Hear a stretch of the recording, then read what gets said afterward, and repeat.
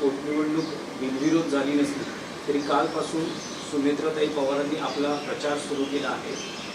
त्यांच्या प्रचाराच्या एका सोशल मीडियावर पोस्टर जे होते त्यात सुरुवातीला शरद पवारांचा फोटो आपल्याला पाहायला मिळाला, नंतर लगेचच तो हटवण्यात आला. तुम्ही म्हणत होतात की कौटुंबिक पाठिंबा आहे पण राजकीय नाही. सुप्रिया सुळेंनाही प्रचारासाठी बोलवलं जातं आहे.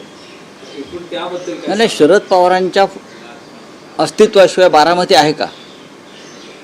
तुम्ही किती मोठे झाला असाल, अजितदादा असतील, सुनेत्रा पवार असतील, त्यांचे चिरंजीव असतील,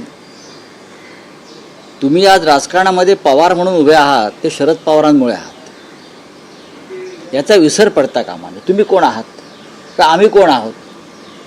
आम्ही सगळे आहोत ते ठाकरे या नावामुळे आहोत. आणि ठाकरे या नावाला वैभव आणि गौरव हा बाळासाहेब ठाकरेंनी निर्माण करून दिला. तेच नसते तर आम्ही काय?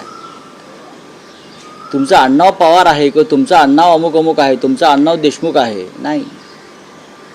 तुमच्या पूर्वसुरींनी या नावाला जे वलय निर्माण केलं, जे ताकद निर्माण केली, बारामती म्हणजे शरद पवार, हे लक्षात घ्या. आज तुम्हाला मोदी आणि शहांनी कोणालाही उभं केलं असेल, पण शरदराव पवार नसते किंवा पवारांनी बारामती उभी केली नसती तर त्या पुढच्या कोणत्याही पवारांना महाराष्ट्रात कोणतं स्थान मिळालं नसतं. बाळासाहेब ठाकरेंनी शिवसेना उभी केली नसती आणि कष्ट केले नसते तर आम्हाला सगळ्यांना या राज्यामध्ये काहीच करता आलं नसतं. त्याच्यामुळे माणसानं किमान कृतज्ञता ही ठेवायलाच हवी राजकारणात. आणि शरद पवारांची पुन्हा आहे ना पाठीशी. किती नाही म्हटलं, तुम्ही किती टाळलत किंवा टाळण्याचा प्रयत्न केलात तरी पवारसाहेबांची पुण्याई आहेच ना. निवडणुकीमध्ये जय पराभव होत असतात, पण पवार म्हणजे शरद पवार, पवार म्हणजे दुसरं कोणी नाही. बरं, त्यांचीच पुण्याई आहे बारामतीसह सर्वत्र.